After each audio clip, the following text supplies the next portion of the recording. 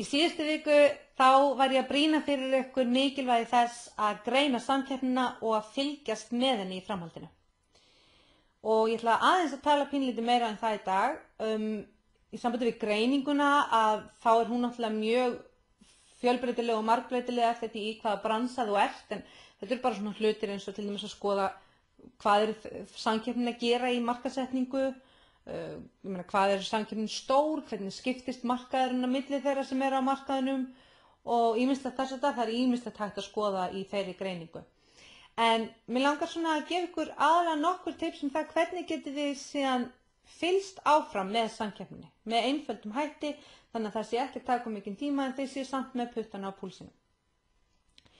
Í fyrsta lagi að ef þetta þannig fyrirtæki að þetta sé verslun eða veitingastæður eða eitthvað stað þar sem hægt að fara á staðinn, að geri það þá reglulega.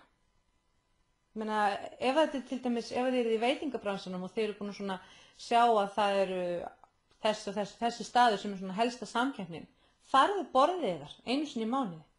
Bara til þess að fá fílið fyrir því hvað að gerast og þeir að breyta matseðlinum, hvernig þjónustan hjá þeim, hvernig þetta.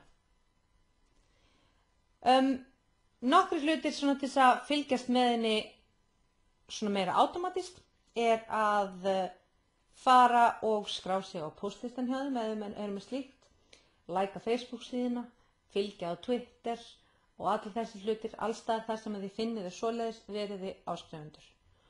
Og náttúrulega bara brilljant ef þetta eitthvað sem hægt að bara fá sjálfkrafa í inboxi þannig að það tikkar svona inn og þið getið fylgst bara svona smátt og smátt með. Skoðið líka vefsíðuna þeirra, alveg í kjölinn.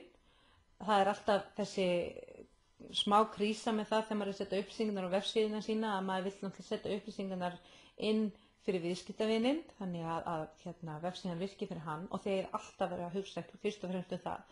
En maður alltaf líka meðvitað það að það sem maður setur á vefinn ekki bara viðskiptavinnin sem geta skoðað, heldur líka samkeppnin. En ef þið við einhverjum vafa hugsið það alltaf fyrst og fremst viðskiptavinn. Googleðu samkeppnina. Hvað kemur upp? Fylgist þið með? Google náttúrulega bara ótrúlega öflugt tól.